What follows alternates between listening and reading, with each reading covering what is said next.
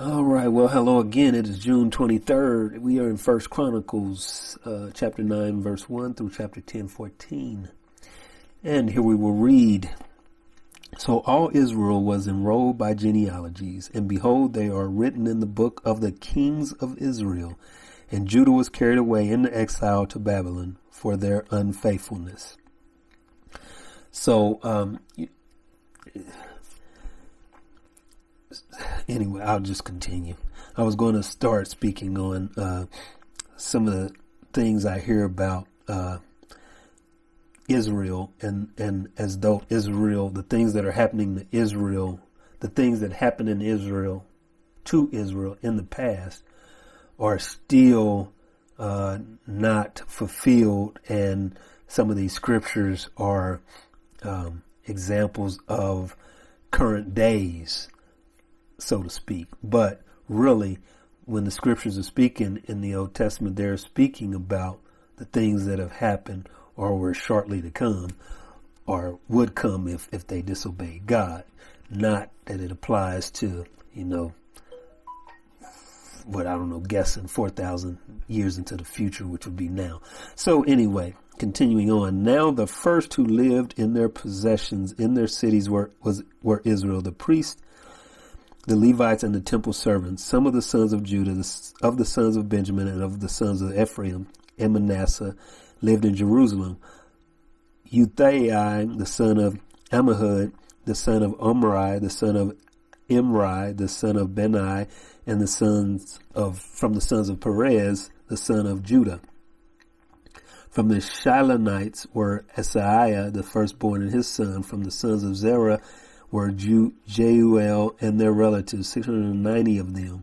From the sons of Benjamin were Salu, the son of Meshullam, the son of Hodaviah, the son of Hassanua, and Ibneiah, the son of Jerahim, and Elah, the son of Uzziah, the son of Mikri, and Meshullam, the son of Shephatiah, the son of Jeuel, the son of Ibnijah, and their relatives according to their generations, 956. All these were heads of the fathers' households according to their fathers' houses. From the priests were Jedediah, Jehoiarib, Jashin, and Azariah, the son of Hilkiah, the son of Meshullam, the son of Zadok, the son of Meraiah, the son of Ahitub, the chief officer of the son of the house of God, and Adaiah, the son of Jeraham, the son of Pashur, the son of Malchijah, and Maaseiah, the son of Adiel, the son of Jazerah, the son of Meshullam, the son of Meshillemeth, the son of Immer, and their relatives, heads of their fathers' households. 1,760 were able men for the work of the service of the house of God. Of the Levites were Shemaiah, the son of Hashub, the son of Azrikam, the son of Hashabiah, of the sons of Merari, Bakbakar, Heresh, and Gala, and Mattaniah, the son of Micah, the son of Ziphri, the son of Asaph, and Obadiah, the son of Shemaiah, the son of Gelal, the son of Jeduthun, and Berechiah, the son of Asa, the son of Elkanah, who lived in the villages of the Netophathites. Now the gatekeepers were Shallum and Akub and Talmud and Ahiman and their relatives, Shallum the chief, being stationed until now at the king's gate to the east.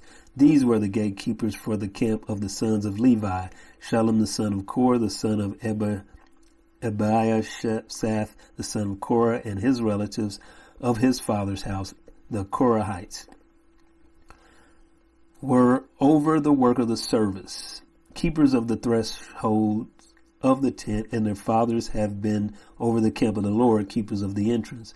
Phinehas, the son of Eleazar, was ruler over them previously, and the Lord was with him. Zechariah, the son of Meshullemah, was gatekeeper of the entrance of the tent of meeting. All these who were chosen to be gatekeepers at the thresholds were 212. These were enrolled by genealogy in their villages, whom David and Samuel the seer appointed in their office of trust. So they and their sons had charge of the gates of the house of the Lord, even the house of the tent, as guards. The gatekeepers were on the four sides to the east, west, north, south. Their relatives in their villages were to come in every 7 days from time to time to be with them. For the four chief gatekeepers, who were Levites, were in an office of trust and were over the chambers and over the treasuries in the house of God. They spent the night around the house of God because the watch was committed to them, and they were in charge of opening it morning by morning. Now some of them had charge of the utensils of service, for they counted them when they brought them in and when they took them out. Some of them were appointed over the furniture and over all the utensils of the sanctuary and over the fine flour and the wine and the oil and the frankincense and the spices. Some of the sons of the priest prepared the mixing of the spices. Mattithiah, one of the Levites, who was the firstborn of Shallum, the Korahite, had the responsibility over the things which were baked in pans. Some of their relatives of the sons of the Kohathites were over the showbread to prepare it every Sabbath. Now these are the singers, heads of the father's household of the Levites, who lived in the chambers of the temple, free from other service, for they were engaged in their work day and night. These were heads of fathers' households of the Levites according to their generations, chief men who lived in Jerusalem. And to me, this stuff is very interesting, just to see all the detail and all the responsibilities that different people had in the house of God. In Gibeon, Jael, the father of Gibeon, lived, and his wife's name was Maacah, and his firstborn son was Abdon, then Zer, Kish, Baal, Ner, Nadab, Geder, Ahio, Zechariah, and Mikloth. Mikloth became the father of Shimeam, and they also lived with their relatives in Jerusalem opposite their other relatives. Ner became the father of Kish, and Kish became the father of Saul, and Saul became the father of Jonathan, Malchi, Shua, Abinadab, and Eshbaal. The son of Jonathan was Meribbaal, and Meribbaal became the father of Micah. The sons of Micah were Pithon, Melesh, Tariah, and Ahaz. Ahaz became the father of Jarrah, and Jarrah became the father of Elameth, Asmaveth, and Zimri, and Zimri became the father of Moza. And Moza became the father of Beniah, and Rephaiah his son, Eleazar his son, Azel his son. Azel had 6 sons whose names are these: Azrikam, Bosheru, Ishmael, Sheariah, and Obadiah, and Hanan. These were the sons of Eziel. Chapter 10. Now the Philistines fought against Israel, and the men of Israel fled before the Philistines and fell slain to Mount Gilboa. The Philistines closely pursued Saul and his sons, and the Philistines struck down Jonathan, Abinadab, and Malchi-Shua, the sons of Saul. The battle became heavy against Saul, and the archers overtook him, and he was wounded by the archers. Then Saul said to his armor-bearer, "Draw your sword and thrust me through with it. Otherwise these uncircumcised will come and abuse me." But his armor-bearer would not, for he was greatly afraid. Therefore Saul took his sword and fell on it. When his armor-bearer saw that Saul was dead, he likewise fell on his sword and died. Thus Saul died with his 3 sons, and all those of his house died together. Very interesting to read this again, because we read this before in another book, and to get another perspective, so to speak, of how this came about and who these people were. When all the men of Israel who were in the valley saw that they had fled, and that Saul and his sons were dead, they forsook their cities and fled, and the Philistines came and lived in them. It came about the next day, when the Philistines came to strip the slain, that they found Saul and his sons fallen on Mount Gilboa. So they stripped him and took his head and his armor and sent messengers around the land of the Philistines to carry the good news to their idols and to the people. They put his armor in the house of their gods and fastened his head in the house of Dagon. When all Jabesh Gilead heard all that the Philistines had done to Saul, all the valiant men arose and took away the body of Saul and the bodies of his sons and brought them to Jabesh.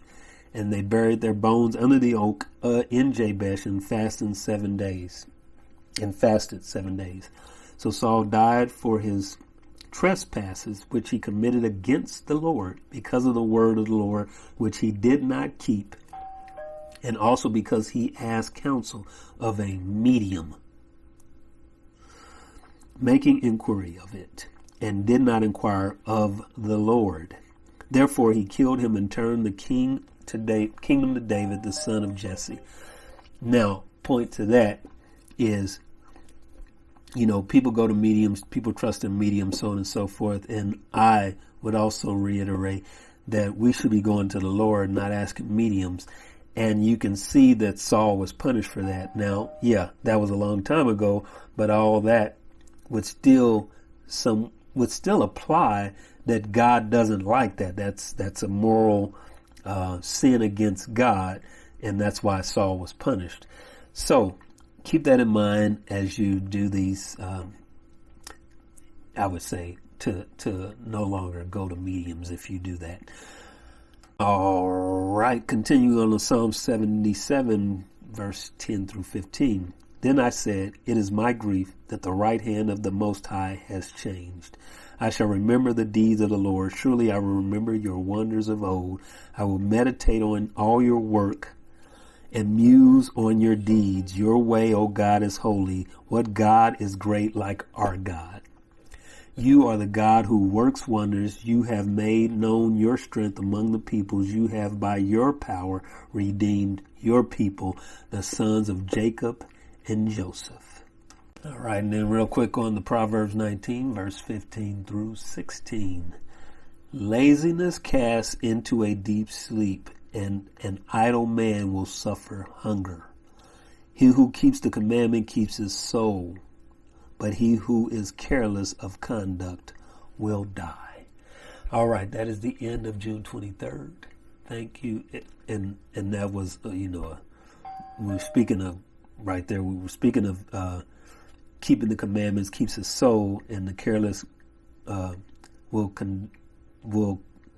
careless will die. That is really speaking of spiritual death, not as in physical death, because we will all die. So just in case you didn't catch that point. All right, this is the end of June 23rd. Thank you. God bless. Hope to see you soon.